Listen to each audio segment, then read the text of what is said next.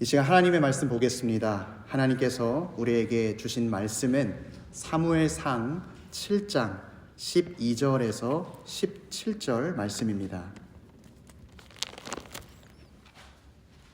구약성경 사무엘상 7장 12절에서 17절 말씀입니다.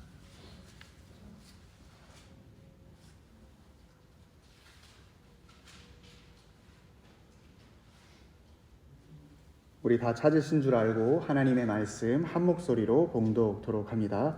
사무엘이 돌을 취하여 미스바와 센 사이에 세워 이르되 여호와께서 여기까지 우리를 도우셨다 하고 그 이름을 에벤에셀이라 하니라. 이에 블레셋 사람들이 굴복하여 다시는 이스라엘 지역 안에 들어오지 못하였으며 여호와의 손이 사무엘이 사는 날 동안에 블레셋 사람을 막으심에 블레셋 사람들이 이스라엘에게서 빼앗겼던 성읍이 에그론부터 가드까지 이스라엘에게 회복되니 이스라엘이 그 사방 지역을 블레셋 사람들의 손에서 도로 찾았고 또 이스라엘과 아모리 사람 사이에 평화가 있었더라.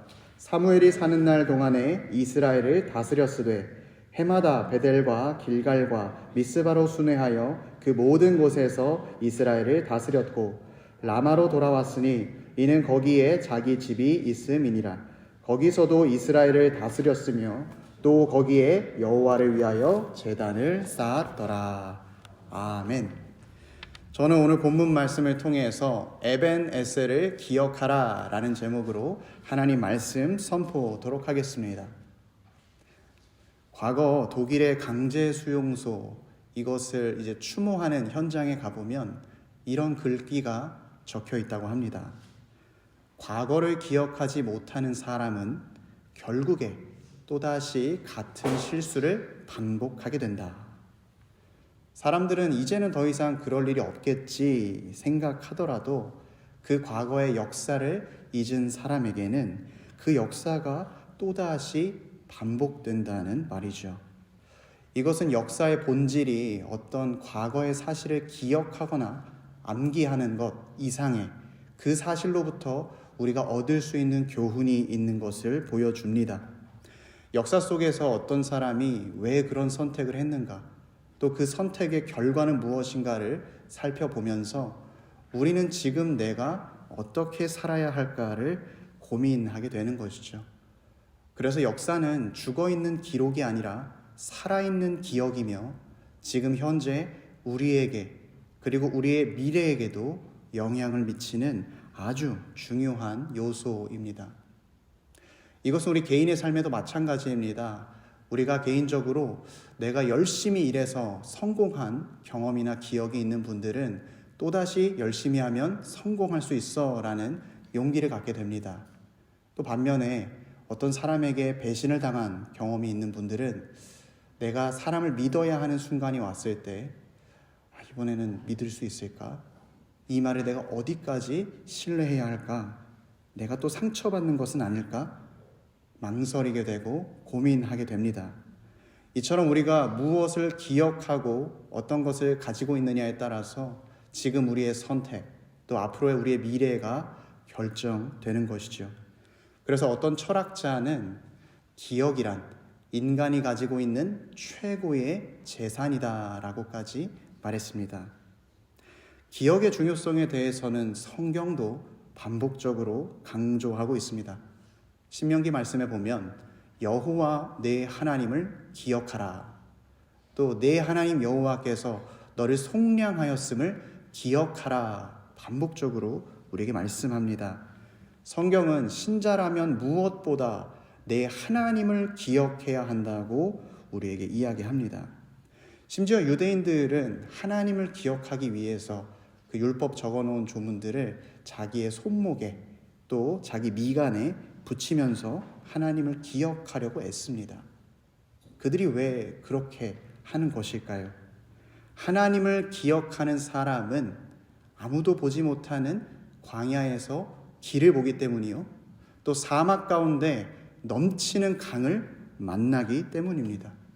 하나님을 기억하는 사람은 세상에 굴복하거나 세상에 끌려다니지 않습니다. 그 삶 가운데 넘치는 하나님의 능력이 함께하기 때문입니다. 사랑하는 피스메이커 교우 여러분, 오늘 이 아침 여러분들의 염려와 근심은 무엇입니까? 또 한 주간 살아가면서 내가 너무나 힘들고 지쳐서 이제 나의 마음이 무기력해지고 기쁨이 메말려 버렸습니까? 그렇다면 오늘 이 시간 하나님 아버지를 기억하십시오. 특별히 오늘 본문의 말씀은 우리 하나님 아버지께서 나를 도우시는 분임을 증거하고 있습니다. 그것이 바로 에벤에셀입니다. 에벤에셀의 그 첫 번째 뜻은 도움의 돌이라는 뜻입니다. 사무엘 시절에 이스라엘 백성이 놀라운 승리를 거두었던 것을 기념하며 세웠던 기념비 돌이었습니다. 과거에 이스라엘 백성들은 블레셋 민족과 전투에서 지고 완전히 패배자의 삶을 살고 있었습니다. 시간이 흐르면서 이제는 더 이상 이렇게 살 수는 없다 생각하고 마음을 새롭게 해서 회개하기 시작합니다.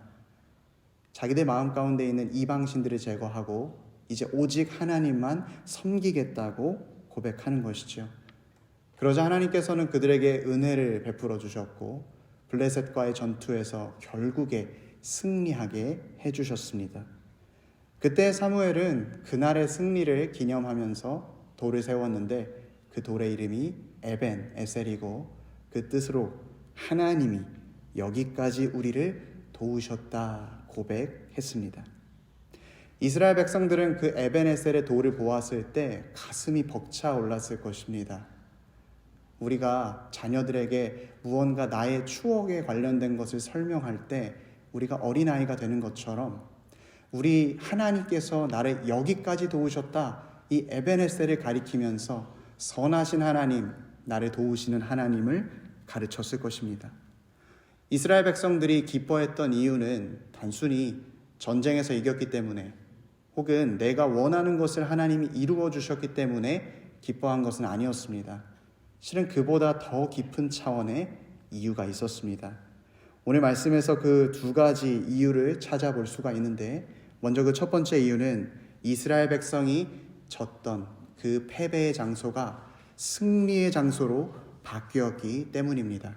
우리 13절과 14절 말씀을 제가 봉독하겠습니다. 이에 블레셋 사람들이 굴복하여 다시는 이스라엘 지역 안에 들어오지 못하였으며 여호와의 손이 사무엘이 사는 날 동안에 블레셋 사람들을 막으심에 블레셋 사람들이 이스라엘에게서 빼앗았던 성읍이 에그론부터 가드까지 이스라엘에게 회복되니 이스라엘의 그 사방 지역을 블레셋 사람들의 손에서 도로 찾았고 또 이스라엘과 아모리 사람 사이에 평화가 있었더라. 이스라엘 백성에게 이 블레셋이라는 민족은 트라우마 같은 존재였습니다. 이스라엘이 어려운 상황에 빠졌을 때 강한 군사력을 앞세워서 그들을 계속해서 괴롭혔고, 심지어 지난 우리 사무엘상 4장 말씀에서는 큰 전투 가운데에서 자신들의 언약궤까지 빼앗아 갔던 민족입니다. 그렇기 때문에 이스라엘 백성들이 블레셋을 바라보았을 때 자기들이 경험했던 수치, 또 실패, 이런 것들이 계속해서 떠올랐을 것입니다. 그러나 오늘 하나님께서 그분 하나님을 기억할 때 하나님은 그 실패의 자리를 승리의 자리로 바꾸어 주셨습니다. 그들이 패배했던 그 전투의 그 자리에 바로 하나님께서 에벤에셀의 돌을 세워주신 것입니다. 이제 이스라엘 백성의 수치와 패배는 다 지나갔고 영광스러운 승리만이 남게 되었습니다. 이러한 사실은 오늘 우리에게도 마찬가지로 똑같이 적용됩니다. 우리가 하나님을 기억할 때 우리를 넘어뜨리려는 대적은 우리를 망치지 못합니다. 나의 과거의 좌절과 실패가 우리 자신을 절망에 빠뜨리지 못합니다. 말씀은 증거합니다. 하나님이 이스라엘 자손을 돌보셨고 하나님이 그들을 기억하셨더라. 우리가 하나님을 기억할 때 우리만 하나님을 기억하는 것이 아니라 하나님도 우리를 기억하사 우리의 도움을 주시는 분이 된다라고 증거하는 것이지요. 그래서 우리는 하나님을 기억할 때 우리의 수치의 자리가 영광의 자리로, 우리 실패의 자리가 승리의 자리로 회복되는 것입니다. 이것을 가장 극적으로 보여준 것이 우리 주님의 십자가 사건입니다. 우리가 죄로 인해 죽어야 하는 그 자리에서 우리는 생명을 얻었습니다. 예수 그리스도는 부활하셔서 3일 만에 무덤의 권세를 이기시고 일어나셨습니다. 이제 죄와 사망의 자리는 승리와 영광의 자리가 되었습니다. 사랑하는 피스메이커 교우 여러분, 하나님의 도우심을 기억하십시오. 나에게 가장 좋은 길로 인도하시는 주님께서 오늘도 나를 도와주십니다. 우리를 정죄하고 고소하는 모든 악의 세력들은 이제 힘을 잃어버렸습니다. 죽음이 예수님을 가둬두지 못한 것처럼 우리 영혼을 낙심시키고 우리 영혼 가운데 솟아나는 불화살들은 이제 다 능력과 힘을 잃어버렸습니다. 하나님께서 우리를 도우시는 것은 포기하지 않는 도우심입니다. 우리가 심지어 낙심해 있을 때에도 하나님은 우리를 도와주시는 분입니다. 요한복음 마지막 21장을 보게 되면 베드로 사도의 이야기가 나옵니다. 마치 20장의 마지막 장면을 보면 요한복음이 끝나야 할 것 같은데 21장에 또 다른 이야기가 나옴으로써 마치 영화의 쿠키 영상처럼 또 책의 에필로그처럼 뭔가 특이하다라는 느낌을 받게 되는데, 그만큼 하나님은 우리에게 이 이야기만큼은 전해주셔야 한다는 강한 의지가 있으셨던 것입니다. 베드로가 예수님을 3번씩이나 부인하고 자기 마음 가운데 너무나 큰 죄책감 또 미안함 때문에 내가 3년 동안 제자 생활을 했지만 이거 이제 다 정리하고 옛날로 돌아가야겠다, 갈릴리로 돌아가 어부 생활을 시작했습니다. 그러나 부활하신 예수님께서는 그 베드로를 찾아가셔서 다시 한번 그를 일으켜 세워주십니다. 그를 처음 불렀던 갈릴리 바다에서 베드로는 다시 한번 주님을 만나게 되었고, 주님은 내가 나를 사랑하느냐, 내가 나를 사랑하느냐, 내가 나를 사랑하느냐 3번의 질문을 통해 베드로를 다시 회복시켜 주셨습니다. 베드로는 넘어져 있던, 내가 아무것도 아니라고 생각했던 그 자리에서 예수 그리스도의 은혜로 말미암아 다시 힘을 얻었고 새롭게 사도로서의 삶을 시작합니다.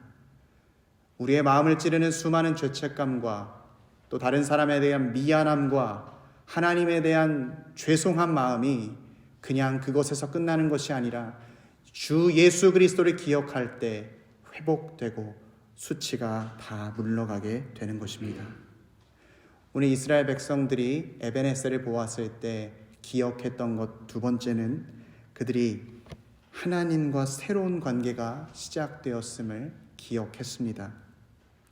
15절에서 17절 말씀, 조금 긴 말씀이지만 제가 봉독해 드리겠습니다. 사무엘이 사는 날 동안에 이스라엘을 다스렸으되 해마다 베델과 길갈과 미스바로 순회하여 그 모든 곳에서 이스라엘을 다스렸고 라마로 돌아왔으니 이는 거기에 자기 집이 있음이니라. 거기서도 이스라엘을 다스렸으며 또 거기에 여호와를 위하여 제단을 쌓았더라. 에벤에셀이 상징하는 것은 간단합니다. 내가 하나님과 끊어져 있었던 관계가 시작되었다. 나와 하나님 사이에 있었던 죄의 담이 다 허물어져서 그 전에 내가 하나님의 음성을 듣고 싶어도 듣지 못했지만 이제는 내가 하나님의 말씀을 듣는다. 이것을 보여주는 것이 에벤에셀입니다. 하나님과 이스라엘은 이제 새로운 관계로, 회복된 관계로 살아갑니다. 예배를 위한 제단이 정비되었습니다. 말씀이 들리지 않았던 시대가 지나가고 사무엘을 통해서 하나님의 다스림이 시작되었습니다. 이제 이스라엘 백성은 하나님을 기억할 때 그분의 도우심으로 말미암아 끊임없이 축복을 공급받기 시작합니다. 사랑하는 성도 여러분, 우리가 하나님의 도우심을 기억한다는 것은 하나님이 딱 한 번만 도와준다는 그런 뜻이 아닙니다. 오늘 에벤에셀이 우리에게 증거하고 있는 것은 하나님께서 여기까지 도우셨다. 그냥 과거에 한번 도우시고 마는 것이 아니라 오늘도 나를 도우시고 앞으로도 나와 함께 하시며 나를 도와주신다는 끊임없는 도우심을 이야기하고 있습니다. 하나님과 좋은 관계로 살아가는 사람은 그 날이 또 그 해가 가장 최고의 해가 됩니다. 그래서 내가 이제는 더 이상 나에게 좋은 것이 없겠지라고 생각할지라도 하나님께 붙어 있으면, 하나님의 도우심을 받으면 그 다음 해에도 또 그 다음 해에도 최고의 해를 경험하게 되는 것입니다. 그래서 우리는 날마다 주님께 붙어서 주님의 도우심을 구해야 하는 것입니다. 교부 어거스틴은 이렇게 말했습니다. 나는 너무나도 당신을 늦게 사랑했습니다. 보시옵소서. 당신은 제 마음에 계셨지만 저는 제 밖에서 주님을 찾고 있었습니다. 사랑하는 피스메이커 교우 여러분, 우리가 다른 곳 어떤 곳에서 도움을 구할 필요가 없습니다. 혹시나 우리 마음 가운데 이번에도 하나님께 도와달라 그러면 너무 죄송하지, 내가 염치가 없지, 이렇게 생각이 들지는 않으십니까? 그런 생각을 떨쳐버리시고 주님께 다시 한번 도와달라고 간구하십시오. 주님께 도우심을 구하는 것이 신앙이고 우리는 주님께 도움을 받는 존재로 창조되었기 때문입니다. 우리는 선하신 하나님만 의지해야 합니다. 왜냐하면 아버지 되신 주님께서 우리에게 아낌없이 부어주시고 필요한 것을 공급해 주시기 때문입니다. 하루는 제가 꿈을 꾼 적이 있었습니다. 굉장히 큰 어떤 대형 마트에서 장을 보는 꿈이었습니다. 꿈 가운데 별다른 특별한 내용은 없었지만 제가 원래 꿈을 잘 꾸지 않는 성격 타입이라 그 꿈이 정말 이상하다 이렇게 생각을 했었습니다. 당시의 내용을 조금 돌이켜보면 제가 그 마트에서 카트를 밀고 있었는데 이것저것 구경을 함에도 이상하게 거기에 어떤 물건이 있었는지가 하나도 기억이 나지 않았습니다. 그냥 정말 크다, 이런 것도 있구나 정도의 느낌만 받았습니다. 그런데 제가 말씀을 준비하면서 하나님께서 제 마음 가운데 깨닫게 해주신 것은 마치 지금 저의 신앙생활이 그때 꿈에서 기억하던 저의 모습은 아닌가 생각하게 되었습니다. 그 마트에는 제가 필요한 모든 것이 들어 있었습니다. 저는 그곳에서 다 모든 것들을 좋다 둘러보았음에도 불구하고 그 물건을 제 카트에 담지 않고 그냥 빈손으로 돌아왔습니다. 이것은 마치 하나님께서 우리에게 놀라운 은혜와 풍성한 축복을 준비해 주셨음에도 불구하고 구하지 않아서 주님으로부터 은혜를 받지 못한 것과 같았습니다. 심지어 마트에서는 물건 사려면 내가 돈을 내야 하는데 주님께 구할 때에는 지불할 것이 없습니다. 우리 주 예수 그리스도께서 모든 것을 이미 지불해 주셨기 때문입니다. 우리는 분명히 하나님의 크심을 알고 주님이 나를 구원해 주셨다는 사실을 알고 있습니다. 그러나 정작 주님의 크심과 구원하심을 경험하지 못하는 이유가 있다면 그것이 이미 다 주어졌음에도 불구하고 그 은혜를 구하지 않기 때문입니다. 사랑하는 피스메이커 교우 여러분, 하나님께서 성령의 단비를 모든 지면에 내려주실 때 우리의 마음 가운데 의심과 불신이 있으면 그 은혜를 경험치 못합니다. 의심은 밤을 보면서 안 될 거야, 이거는 불가능해 라고 생각하지만 확신과 믿음은 빛을 보고 주님 앞으로 나아가게 합니다. 이 시간 말씀의 표현에 빌려 하나님 앞에 우리의 입을 크게 벌리십시오. 하나님 앞에 도와주시라고 기도하고 간구할 때 우리 주님께서 우리의 입 가운데 주의 은혜를 채워주십니다. 이처럼 이스라엘 백성들은 에벤에셀을 보면서 두 가지를 기억했습니다. 구약의 백성들은 십자가를 경험한 것은 아니었기 때문에 앞으로 있을 주 예수 그리스도와 또 그분과 하나됨을 미리 경험하고 또 그것을 내다보게 되었습니다. 그렇다면 오늘을 살아가는 우리는 어떻게 주 예수 그리스도의 도우심을 기억할 수 있겠습니까? 이스라엘 백성들은 승리의 장소에서 돌을 쌓았습니다. 우리도 그것처럼 돌을 쌓아야 할까요? 하나님께서는 선하셔서 우리 그리스도인들에게는 더 귀하고 더욱더 확실한 것 주셨습니다. 그것이 바로 주님이 제정하신 성찬입니다. 우리가 매달 읽는 말씀인데요. 고린도전서 말씀 제가 봉독하겠습니다. 곧 주 예수께서 잡히시던 밤에 떡을 가지사 축사하시고 떼어 이르시되 이것은 너희를 위하는 내 몸이니 이것을 행하여 나를 기념하라 하시고 식후에 또한 그와 같이 잔을 가지시고 이르시되 이 잔은 내 피로 세운 새 언약이니 이것을 행하여 마실 때마다 나를 기념하라. 여기서 기념하다라는 단어는 기억하다, 돌아보다 라고도 번역이 됩니다. 주님께서는 우리가 주의 도우심, 주의 십자가 은혜를 기억할 수 있도록 우리에게 성찬을 베풀어 주셨습니다. 마치 이스라엘 백성들이 에벤에셀의 돌을 보면서 주님이 여기까지 나를 도우셨다라고 생각하는 것처럼 우리는 주의 성찬을 받을 때 주 예수 그리스도의 십자가와 그분과 하나됨을 기억하는 것입니다.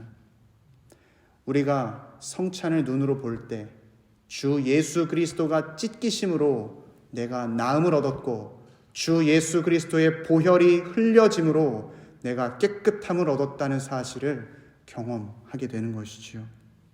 그래서 주님의 몸과 피를 받아 먹고 마시는 우리는 우리의 죄가 주홍빛과 같더라도 흰 눈과 같이 양털과 같이 깨끗해지는 죄사함을 경험하게 됩니다.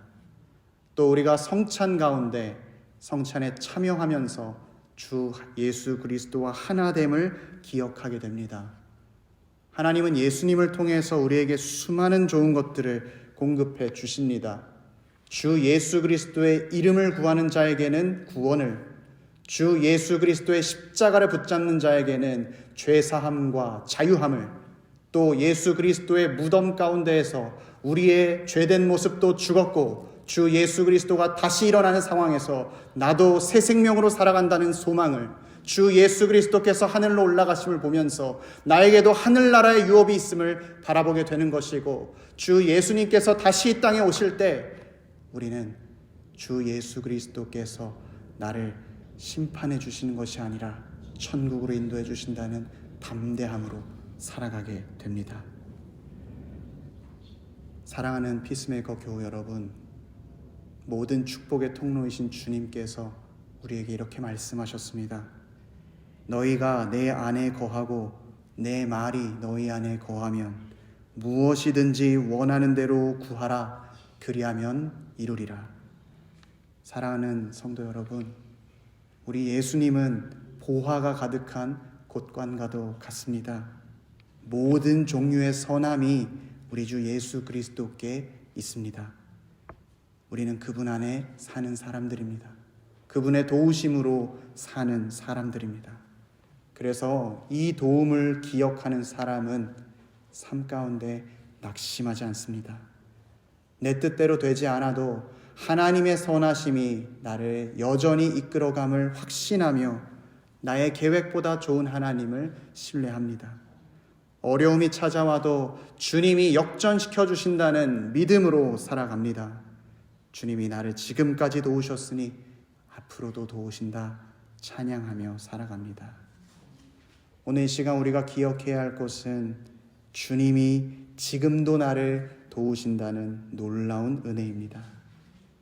우리가 이 은혜를 기억할 때 우리의 삶은 간구하는 것마다 채워지고 주님과 날마다 함께하면서 주의 선하심에 인도함 받아 살아갑니다. 복된 주일 에베네셀을 기억하십시오. 우리 주님의 선하심이 지금도 우리와 함께 있습니다.